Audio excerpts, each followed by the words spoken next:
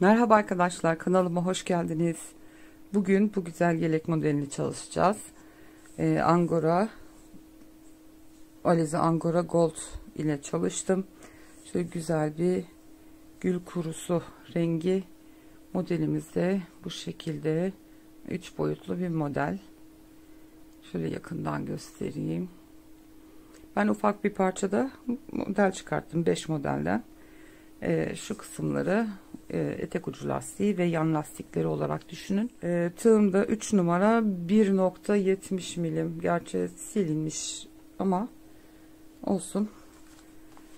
İpim bu. Angora Gold Alize'nin. Renk numarası 161. Almak isteyenler için. Şimdi vakit kaybetmeden çalışmamıza başlayalım.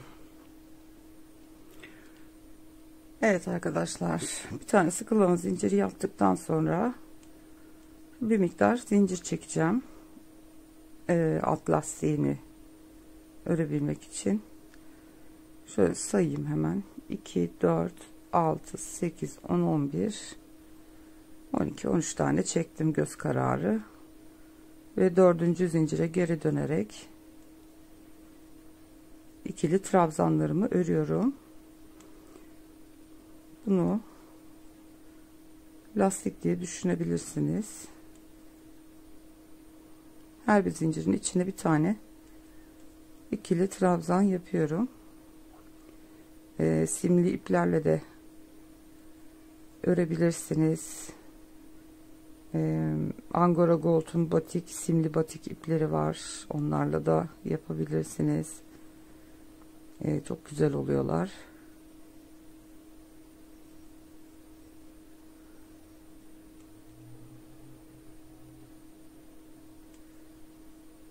Her zincire bir tane, 2 4 6 8 9, bir tane daha, 10 tane trabzan ördüm. 3 tane zincir çekerek geri dönüyorum. Hemen dibine değil, bir yanındakinden batarak devam ediyorum. Bu şekilde döne döne bir ön yüzünden bir arka yüzünden trabzanlarımızı, modelimizi kuracak kadar öreceğiz. Siz yapacağınız yeleğinize göre, bedeninize göre bu lastik boyutunu büyüteceksiniz tabii ki. Evet, en sonda zincirin en üst noktasına batıp son trabzanımı da oraya ördüm. 3 zincir çekerek dönüyorum. Dibine değil, bir yanındakinden devam ediyorum. Mezurayla kalça kısmından eninizi, kalça eninizi ölçüp bu trabzan lastik kısmını ona göre örebilirsiniz. Ondan sonra modeli kurabilirsiniz üstüne. Evet, bu şekilde trabzanlarımızı gidip gelip örelim. Ben şimdi 3 model kuracak, 2 model kuracak kadar bu lastik kısmımı örüp geliyorum. Evet arkadaşlar, şöyle yaklaşık 15 tane ördüm, 2 model kurabilecek kadar. Şimdi modelimizin kurulumuna geçelim. 3 tane zincir çekerek yukarıya çıkıyoruz. Doladım tığıma. Yanlara hemen 5 tane trabzan yapacağım ben lastik niyetine. Bir tane boşluğa battım. Bir tane zincirlerin trabzanların noktasına battım. Diğer boşluğa bir tane yaptım. Yine trabzanların kısmına şöyle 5 tane kenar lastiği diye yaptım. 1-2 zincir çekiyoruz. Hemen bir sonraki şu boşluğu geçip trabzanın birleşme noktasına sık iğne ile tutturuyoruz. 2 zincir çekiyoruz tekrar.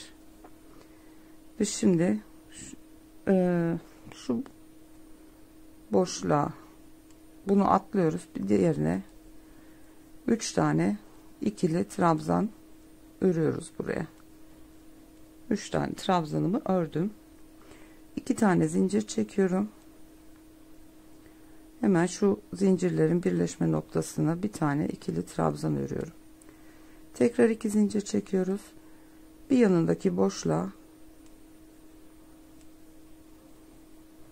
3 tane ikili trabzan örüyoruz tekrar.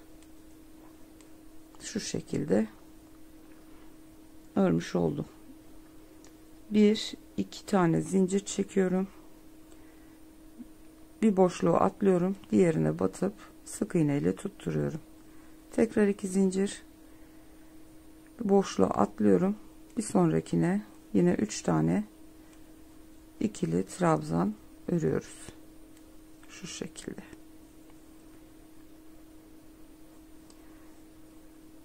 İki zincir çekiyorum, bir sonraki boşluğun içine bir tane ikili trabzan örüyorum. Tekrar 2 zincir, bir yanındaki boşluğa tekrar 3 tane ikili trabzan ördüm. Şimdi modeli denk getirmek için bazen şu trabzan arasına batabilirsiniz. Yani ayarlayacaksınız onu, lastik kısmına modeli denk getirebilmek için. İlla şu noktaya batacaksınız diye bir kural yok. Mesela bu trabzanı burada trabzan arasındaki birleşme noktasına battım. Şöyle. Bu seferkini boşluğa denk getirdik. O modeli lastik kısmını denk getirebilmek için o aralığı kullandık. 2 tane zincir çekiyorum. Bir sonraki boşluğa batıyorum. Tekrar 2 zincir çekip kenar için lastiğimi örüyorum. 2 tane boşluğa yaptım. Bir zincir trabzanların birleşme noktasına yaptım. 3. Bir tane boşluğa yaptım ve en sonuncusunda köşedeki zincire örüp şu şekilde ilk sıramı kurmuş oldum. Yani bunların aralıklarını göz kararı ayarlamak size kalmış. İlk sırada denk getirebilmek önemli. Ondan sonrası daha kolay. 3 zincir çekerek dönüyoruz. Şimdi kenar lastiklerimizi, 5 trabzanımızı hemen örelim. 4 ve 5. Şimdi bu zincirli kısmı burada 4 zincir çekiyoruz. 3 tane trabzan örmüştük. Hemen bu trabzana bu şekilde batıp sık iğne ile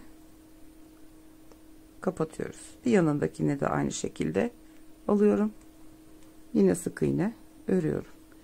Üçüncüsünü de aynı şekilde yapıyorum. Sık iğne yaptım. 1-2 zincir çekiyorum.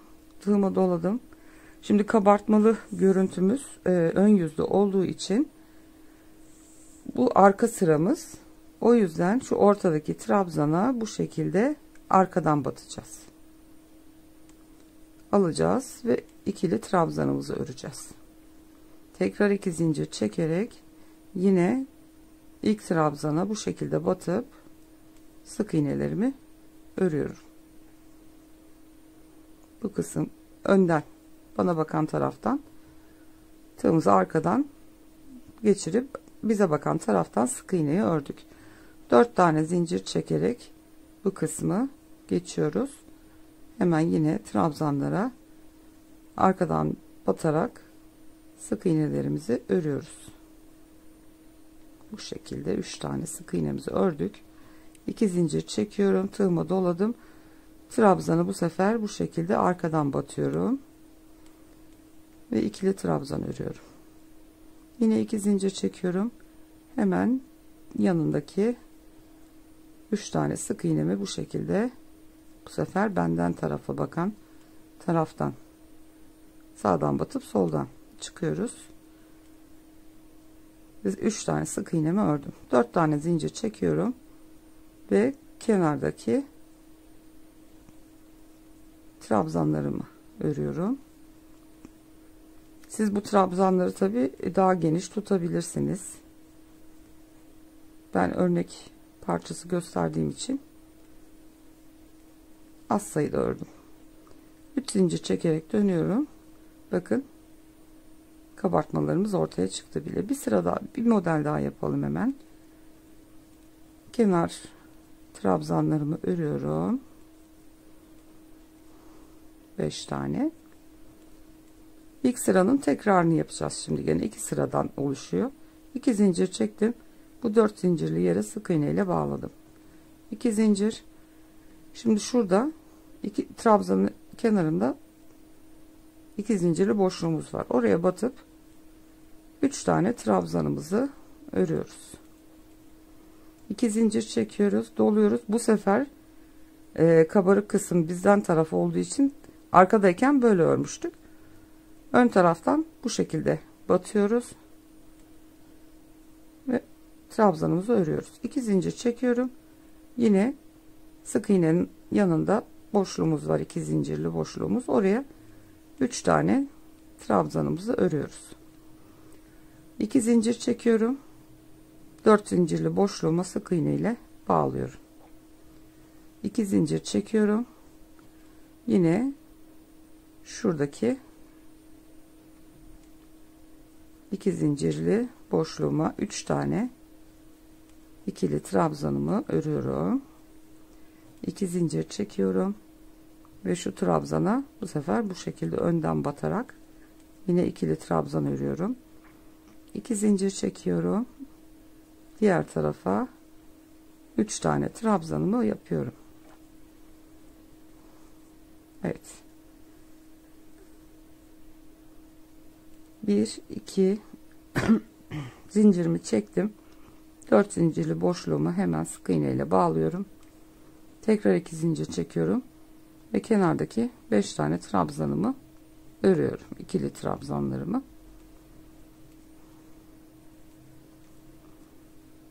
En sonuncusunu zincirin tepesine batarak trabzanlarımı ördüm. Evet, 3 tane zincir çekiyoruz, dönüyoruz. Dibine değil, bir yanındakinden başlıyoruz.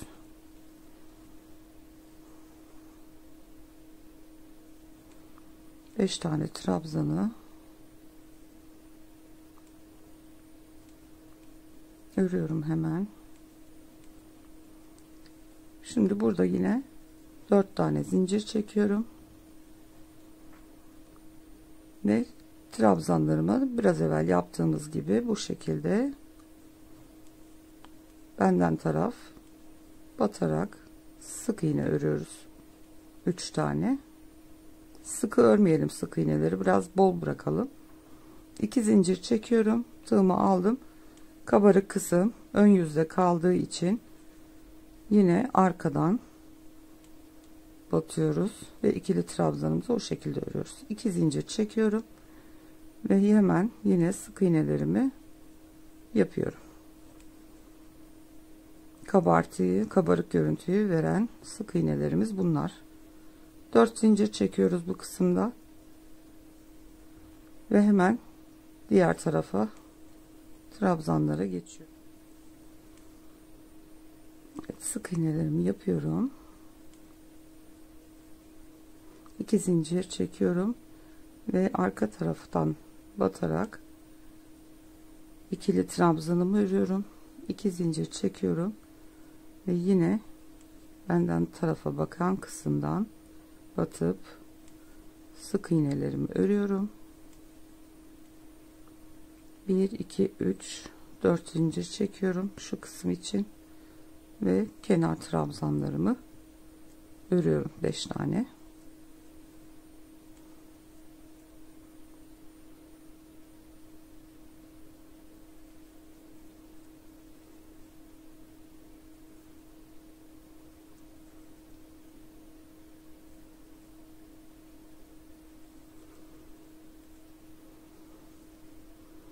Evet arkadaşlar, gördüğünüz gibi 2 tane modelimiz hemen oluştu.